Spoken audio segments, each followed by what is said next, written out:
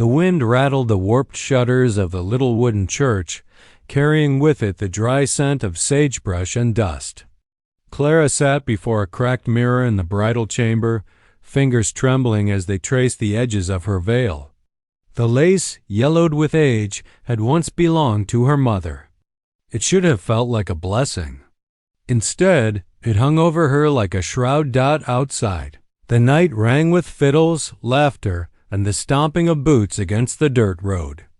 Lanterns bobbed in the prairie dark, glowing like captured fireflies. The whole town was alive with her celebration.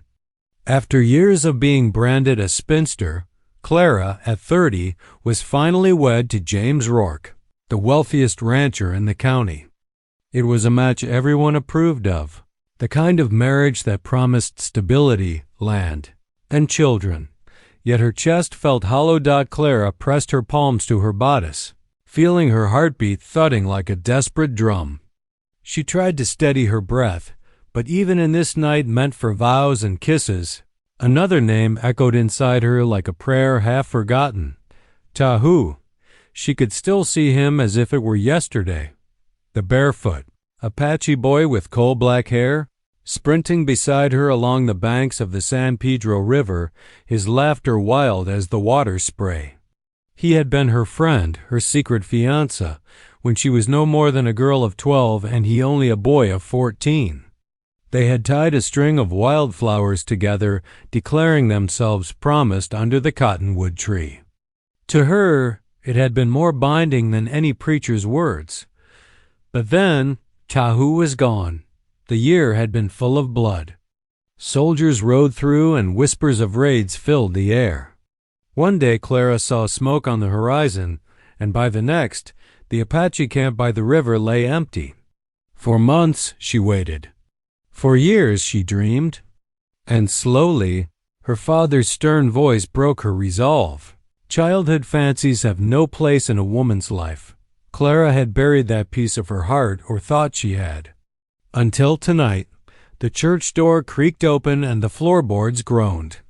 Clara flinched, expecting James's heavy tread. But it was only her younger cousin May, carrying a tin lantern. "You're late," May whispered, setting the light on the small table. The glow flickered over Clara's pale face. "I just needed a moment," Clara murmured. May studied her with wide eyes. "You don't look like a bride. You look like a ghost." Clara forced a smile, though it trembled at the corners. "Maybe that's what marriage makes of us." The girl giggled nervously, then left her to her silence. Clara rose, the satin of her dress swishing against the wooden floor. She drifted toward the window, the lace veil trailing like smoke behind her. From here she could see the lantern strung across the dusty street, the horses tied to the hitching posts, the fiddlers playing fast enough to make boots thump. Somewhere out there, James waited with his iron jaw and calculating eyes. He was a good man by all accounts, hard-working and respected. But Clara knew in her bones he did not love her. Not the way a heart yearned to be loved. Her reflection in the glass blurred with the night outside. For an instant, she thought she saw movement, just a shadow slipping past the edge of the churchyard, tall and still against the moonlight. Her heart leapt into her throat. She pressed her forehead to the window, squinting. But when she blinked, the figure was gone, leaving only the empty sweep of prairie and the whisper of the wind. Foolish, she scolded herself. Dreams are not real, and yet, when she drew back, the scent of smoke and cedar seemed to linger faintly in the room, stirring a memory so sharp it made her knees weaken. Clara clutched the edge of the windowsill, trembling. Tonight should have been the beginning of a new life, but instead it felt like the past had risen from the dust to haunt her. The veil pressed heavy against her face. The music outside rang hollow, and deep down, in some corner of her soul she had never truly silenced, a dangerous thought sparked to life. What if Tahu had never forgotten? What if promises made by a river could outlast the years, outlast the townsfolk's rules, even outlast death itself? The door rattled again, this time a man's heavier knock. "Clara, James's voice called, deep and edged with impatience. "It's time." Clara's hands curled into fists. She could not answer. She could not move, because in the silence between his words, she swore she heard something else, a whisper like the low growl of thunder across the canyon. Her name, Clara. The little church was too quiet. The laughter and fiddles from the street seemed muffled now, as if the walls themselves held their breath. Clara stood at the window, veil trembling with every gust of prairie wind. She told herself she had imagined it, that shadow outside, that whisper of her name. But when the pane creaked inward, her blood froze. The window lifted with deliberate slowness, its rusty hinges groaning against the silence. Cold air rushed in, carrying with it the sharp scent of cedar smoke and desert earth. Clara staggered back, clutching the folds of her dress, and then he stepped inside. Tahu. The boy she had once loved was gone. In his place stood a man forged by fire and battle. He was taller than she remembered, and his body was all muscle and sinew, bronzed skin glistening faintly with the night's chill. He wore no shirt, only the weight of tribal jewelry and beaded adornments across his chest, each piece glinting in the lantern light like fragments of memory. His long black hair spilled past his shoulders, wild and untamed, framing a face both fierce and heartbreakingly familiar. His dark eyes locked onto hers, and for a moment, Clara could not breathe. "Clara," he said, voice low, roughened like thunder rolling across canyon walls. "I never stopped loving you." Her knees threatened to give out. She gripped the edge of the vanity table, her reflection in the cracked mirror showing a pale bride trembling before a ghost of her past. "Tahu," she whispered, disbelief catching in her throat. "You're alive?" He stepped closer, each movement slow, reverent, as though he were afraid she might vanish. "I swore I would return for you. Even when soldiers hunted me. Even when I lay broken in the desert, I carried your name in my blood." Tears welled in Clara's eyes, hot and blinding. She had dreamed of this moment for so many nights, so many years, that now she felt as though she had slipped into one of those dreams. Yet the heat of his presence, the strength of his gaze, made it painfully real. "You can't be here," she choked, pressing her hand against her mouth to stifle a sob. "Not tonight. Not like this. I'm married now, Tahu. You're too late." A flicker of anguish crossed his features, but it did not dim the fire in his eyes. "No," he said firmly, stepping close enough that she could feel the warmth radiating from his skin. "Not too late. I came back, Clara. I kept my promise. You belong with me." Her heart pounded against her ribs, torn between the vows she had spoken hours ago and the vows she had made long ago beneath a cottonwood tree by the river. Childhood words spoken in innocence, perhaps, but words she had carried deep in her soul all her life. The floorboards creaked suddenly, heavy boots approaching from the church hall. Clara's blood ran cold. "James." She turned frantically to Tahu, panic rising in her chest. "You have to leave. If he finds you here." Tahu's jaw tightened, his hand resting lightly against the hilt of the knife at his belt. "I am not afraid of him, but I am," she whispered harshly, clutching at his arm. Her fingers trembled against the hard muscle of his bicep. "If James sees you, he'll kill you. Please, Tahu, go, before it's too late." But his eyes softened as he looked down at her, and for a heartbeat, the world outside, the fiddles, the laughter, the boots drawing near, fell away. His hand rose, calloused fingers brushing against her cheek, tender and reverent, as if she were something sacred. "I crossed death to stand here with you," he murmured. "I will not vanish again." The door rattled with a sudden knock. "Clara?" James's voice boomed, impatient and thick with whiskey. "What's keeping you?" Clara's breath caught. The two men, her husband and her first love, were seconds away from colliding in the same room. Tahu straightened, his chest rising and falling like a mountain bracing for a storm. Clara pressed her palms together, caught in the terrible, beautiful truth. Her wedding night would not be marked by kisses or celebration. It would be marked by the return of the man she had never stopped loving. And for the first time in years, Clara's heart felt alive. The knock at the door rattled through Clara's bones. Her breath came fast, veil quivering as she turned toward Tahu. His towering frame seemed too large for the small chamber, his bare chest rising and falling, shadows dancing across the muscles carved into his bronze skin. His eyes burned, dark as storm clouds, unyielding and full of longing. James's voice thundered again, rough and impatient. "Clara, why is this door locked?" She darted forward, pressing her hand against Tahu's chest. Heat radiated beneath her palm, steady, alive, familiar. "Please," she whispered, tears threatening. "You must go. If he finds you here, he'll kill you." Tahu didn't move. He only covered her trembling hand with his own, his calloused fingers swallowing hers. "I have faced death before," he said softly, "but I will not face a life without you." Her heart ached at the raw certainty in his voice.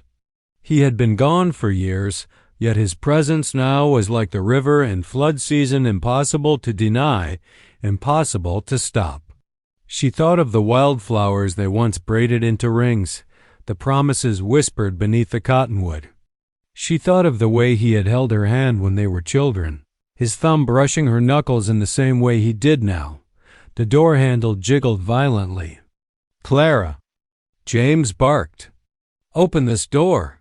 She stumbled backward, her body torn between two worlds, her duty as James's wife, sealed with a preacher's blessing, and the truth of her heart, bound long ago to the Apache boy who had grown into the man before her.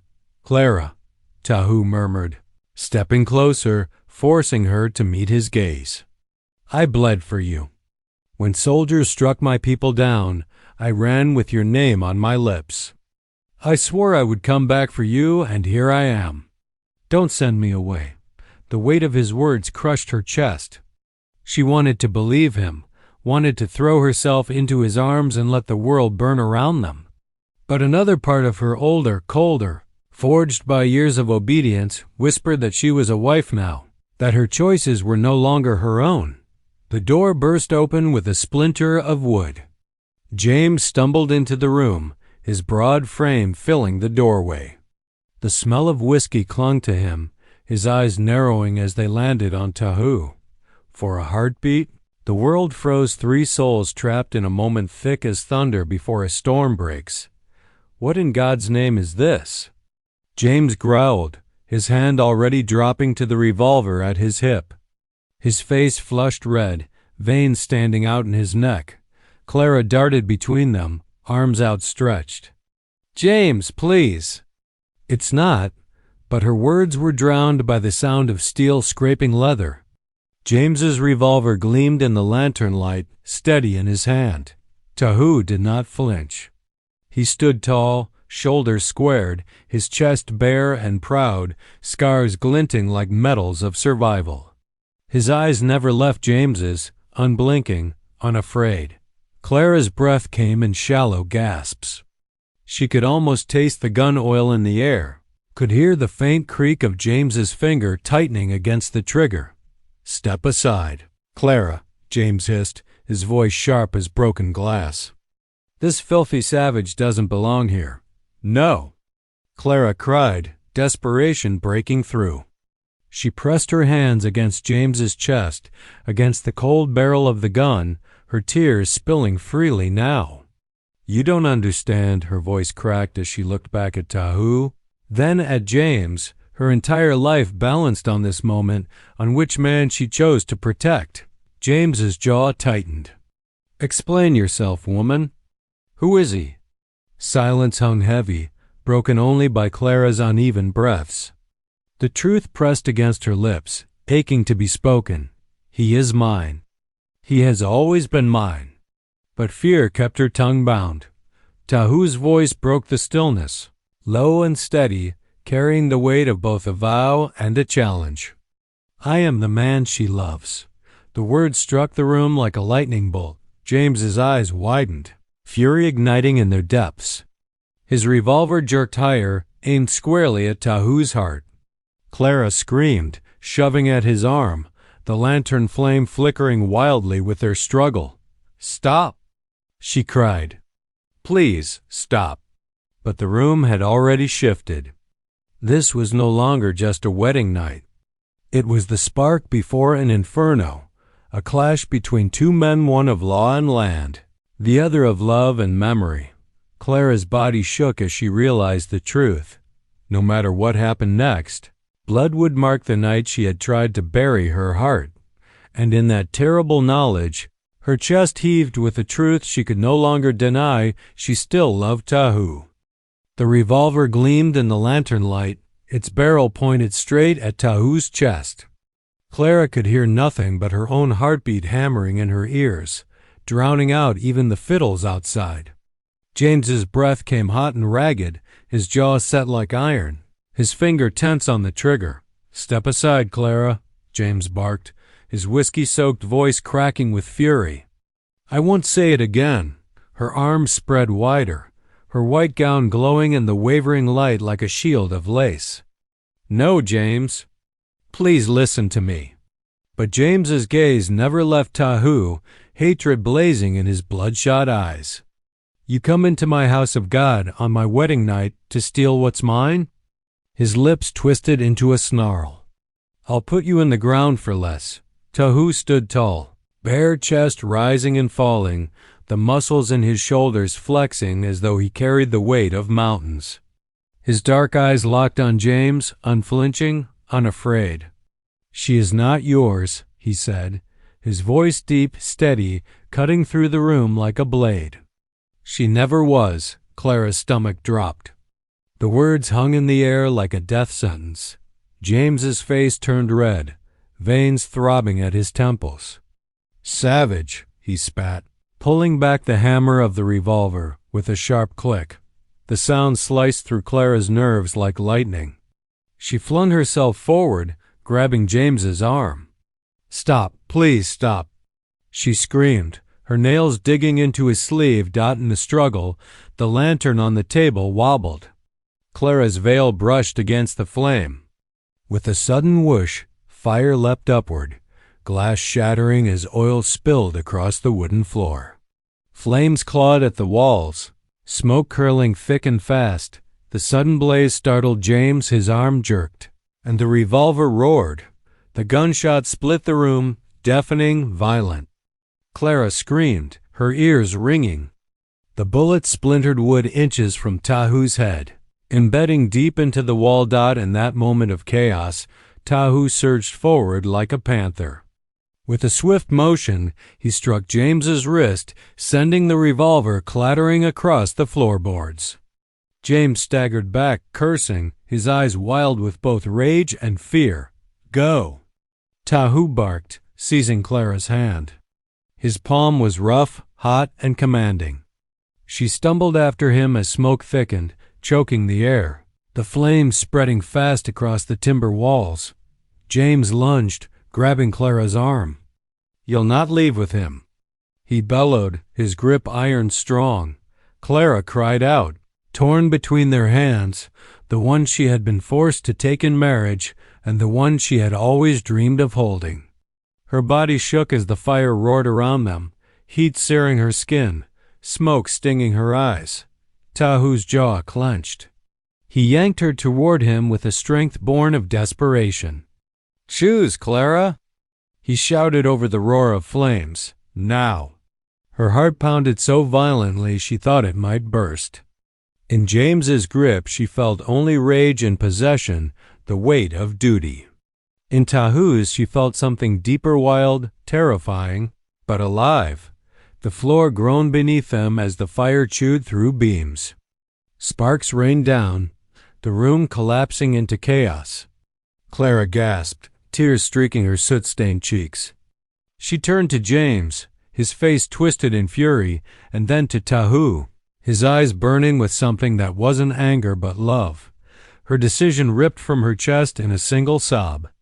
Tahu! With one fierce pull, she broke free of James and leapt into Tahu's arms. His hold tightened around her, secure, unyielding. Without hesitation, he lifted her, carrying her toward the window. James's scream followed them, raw and broken. Clara! Tahu leapt through the smoke-choked window, glass shattering around them. They tumbled into the cold prairie night, rolling hard against the dirt.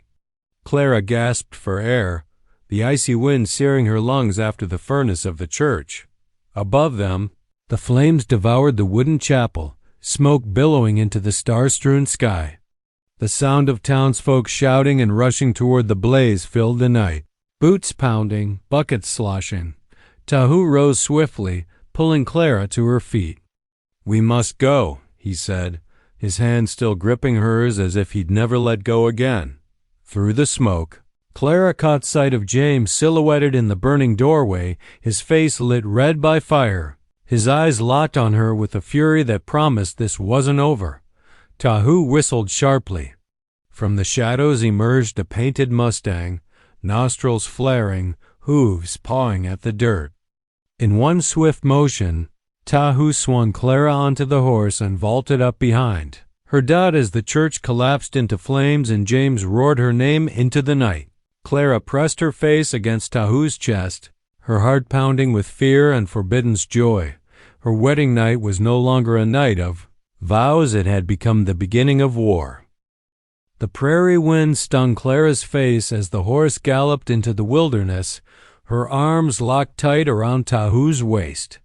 She could feel the heat of his skin, the strength in every movement as he guided the animal into the shadows of the land he knew better than any map could show.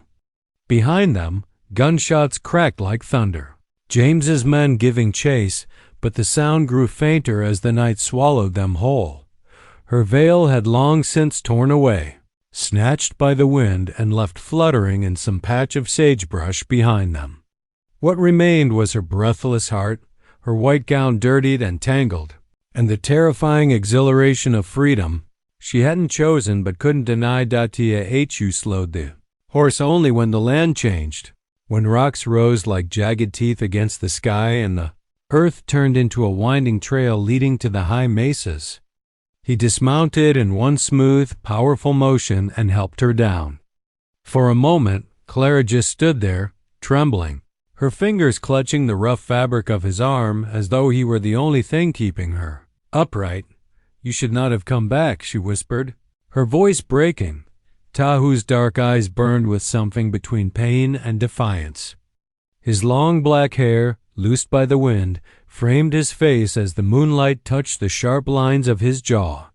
Shirtless, his bronze chest rose and fell with steady breaths, the silver and turquoise of his tribal jewelry catching glimmers of light. He looked like a spirit carved from the land itself, ancient and unyielding. "I never stopped loving you, Clara," he said, his deep voice echoing softly against the canyon walls.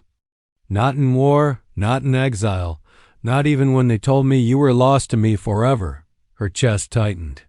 She remembered those days of childhood running barefoot through the tall grass, Tahu's laughter echoing beside her, the whispered promise beneath the willow tree that they would wed one day, no matter what came between them. But that was before the town declared him an enemy, before the war painted his people as villains, before her father forced her into another man's arms to settle debts of land and blood. "You don't understand," she whispered, tears shining in her eyes. "James, he'll come for us. He won't stop until—" "Let him come," Tahu cut in, his voice steel. "I would face 1,000 men before I let them chain you to him." The fire in his words both terrified and soothed her. She pressed her hands to her face, torn between the ache of old love and the fear of present danger. "If you stay, they'll kill you," she pleaded. Tahu stepped closer, his presence overwhelming. The night air smelled of sage and rain, the silence broken only by the distant cry of a coyote. He reached out, gently cupping her cheek with his calloused hand. "Better to die for you," he murmured, than live another day without you," her breath caught. The world seemed to narrow to the space between them, to the thundering of her heart and the steady rhythm of his. She wanted to tell him no, that this was madness, that she belonged to another now, but the lie lodged in her throat. What came instead was a whisper torn from the depths of her soul. "I never stopped loving you either." The confession shattered something inside her. Tears rolled freely as she collapsed against his chest, clutching him like a drowning woman to driftwood. His arms enfolded her, strong and sure, holding her against the warmth of his skin. For a moment, there was no war, no marriage, no James, just the raw truth of two souls who had waited too long. But the spell broke when the sound of hoofbeats echoed faintly through the canyon. Clara stiffened, pulling back. Tahu's eyes narrowed as he glanced toward the distant horizon where torchlight flickered like hungry fireflies. James's men were still hunting. "They're close," Clara whispered, her voice trembling. Tahu nodded, already leading her deeper into the canyon shadows. "Then we move. The land will protect us if you trust me." She gripped his hand tightly, her torn gown snagging on the rocks as they hurried into the darkness. Her heart pounded with terror, but beneath it was a deeper, unshakable certainty. She would rather face the fury of the world at Tahu's side than live another day as a prisoner in James's house. And somewhere deep within her, a dangerous seed of defiance bloomed out. She was no longer running from her fate. She was running toward it. The canyon swallowed them whole, its towering red walls rising like a fortress built by the earth itself. The moonlight barely reached the ground, leaving the trail in shadow. Clara stumbled as the hem of her ruined wedding gown snagged on the rocks, but Tahu's hand steadied her. His touch was firm, guiding, as though he had led countless souls through these hidden paths before. They stopped only when the canyon widened into a sheltered hollow. The air smelled of sage and damp stone, and the sound of a trickling spring echoed faintly in the dark. Tahu knelt by the water, scooping it into his palm, and offered it to her. She hesitated only a second before leaning forward, drinking from his hand.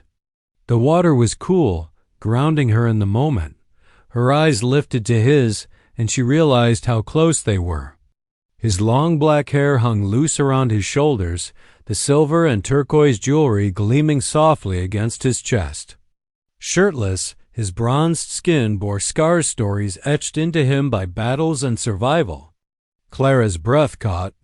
She had always known him as strong, but now she saw the years of pain he had carried, and yet here he was, risking everything for her. "You knew these trails," she whispered, brushing her fingertips along the rough canyon wall. "How?" Tahu's lips curved faintly, though there was no joy in it. "My people have walked this land since before your town was built. These walls hide our stories, our prayers, our dead." His hand rested against the stone as if it were alive. "This place remembers me, even if the world tries to forget." Clara's chest ached. She thought of her father, of James, of all the townsfolk who had painted Tahu's people as savages, erasing the truth of their lives. She wanted to apologize for all of it, but the words felt too small against the weight of history. Instead, she whispered, "I remember you." His gaze sharpened. For a long heartbeat, neither spoke. The only sound was the whisper of the wind through the canyon, carrying the faint echo of hoofbeats somewhere far behind. Tahu stepped closer, his presence enveloping her. "Say it again," he murmured. Her throat tightened. "I remember you." He reached up, brushing a strand of hair from her face, his calloused thumb grazing her cheek. She shivered at the gentleness of it. "Then we are not lost," he said. Clara felt her defenses crumble. The fear of James, the shame of her wedding night, the weight of duty, all of it paled in the warmth of Tahu's hand. She wanted to collapse into him, to bury herself in the promise of what they once had. Yet doubt clung to her. "They'll find us," she said, her voice trembling. "James won't let me go. You don't know the kind of man he is. I know the kind, Tahu said softly, his eyes dark and steady. Men who believe they can own what cannot be owned. His hand dropped to her shoulder, firm, grounding. But you are not his to keep, Clara. Not if your heart beats for me? Her heart pounded so loudly she thought he must hear it. And if it does? She whispered. His lips brushed close to hers, his breath warm against her skin. Then we fight for it. Together. Her body trembled, not from fear but from the truth she had buried for too long. She leaned into him, and when his mouth met hers, it was as though the canyon itself exhaled. The kiss was deep, desperate, filled with years of separation and longing. She clutched him, her fingers digging into the hard lines of his back, while his arms wrapped around her, pulling her against the solid heat of his body. For a moment, she forgot everything: the torches, the pursuit, the vows spoken under duress. There was only Tahu, only the boy she once loved and the man he had become. When they broke apart, her chest heaved, her lips tingling. Tahu rested his forehead against hers, his voice rough. No more chains, Clara. Not for you. Not for me. Before she could answer, the sound of voices echoed faintly down the canyon. Torches flickered against the far walls. James's men were closer than ever. Clara's hand tightened in Tahu's. We can't stay, his jaw set. He led her into the deeper shadows of the canyon, his movements swift and sure. The land seemed to bend for him, revealing hidden paths, concealed ledges, 1,000 secrets only he could know. She followed, breathless, her torn gown whispering over the rocks. Behind them, the hunters drew nearer. But ahead the night promised escape or ruin, and in Clara's heart, for the first time in years, burned a fragile, defiant hope. The canyon narrowed into a dead end, the red walls rising high and unyielding.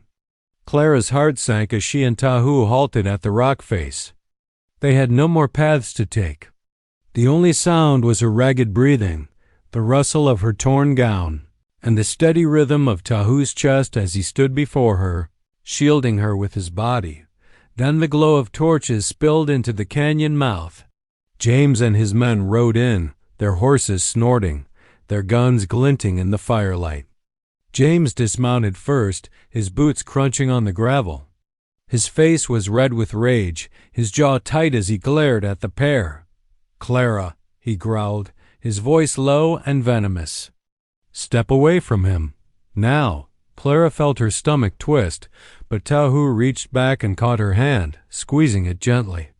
His grip was firm, unyielding, as if to say you are not alone. "No," Clara whispered, her voice shaking but steady. "I won't." James's face contorted in disbelief. "You're my wife. You swore vows before God." Her tears shimmered in the torchlight. Vows forced by fear are no vows at all, the men behind James muttered. Uncertain, but James silenced them with a sharp glance. He turned back, drawing his revolver and pointing it straight at Tahu's chest. "Then he dies," James spat. Clara screamed, but before she could move, Tahu stepped forward, shirtless and unflinching. The moonlight painted every scar on his bronzed skin, every bead of silver and turquoise strung across his chest. His long black hair whipped in the wind, his eyes dark and steady as stone. "If you kill me," Tahu said, his deep voice echoing in the canyon, "know this, you'll never own her. Not her heart, not her soul."